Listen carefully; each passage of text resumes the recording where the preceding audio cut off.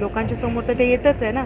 बाकी उरले सुरलेलं मी काढेल, कारण काय आहे की माझं लेकरू 2 हाडळच्या सावटाखाली होतं. एका हाडळच्या सावटाखालून आलं आहे, आता दुसऱ्या हाडळच्या सावटाखालून पण येऊ दे. मग तिची ही आई खंबीर आहे, खूप खंबीर आहे. समजलं? तुम्हाला नाही कळणार, त्यासाठी तुम्हाला आई व्हावं लागेल. त्यासाठी तुम्हाला आई व्हावं लागेल. हे आता ह्याच्या पलीकडे तर मी सध्या तरी काय बोलू शकत नाही. पण माझं जे काय खरं आहे ना,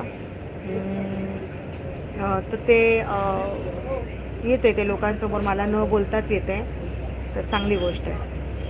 मग तुम्ही हब्बा डाकीनला भेटता, मॅडम तुम्हाला इतका त्रास तिच्यामुळे झाला. 100% मी ह्याच्या आधी याचं स्पष्टीकरण दिलेलं आहे.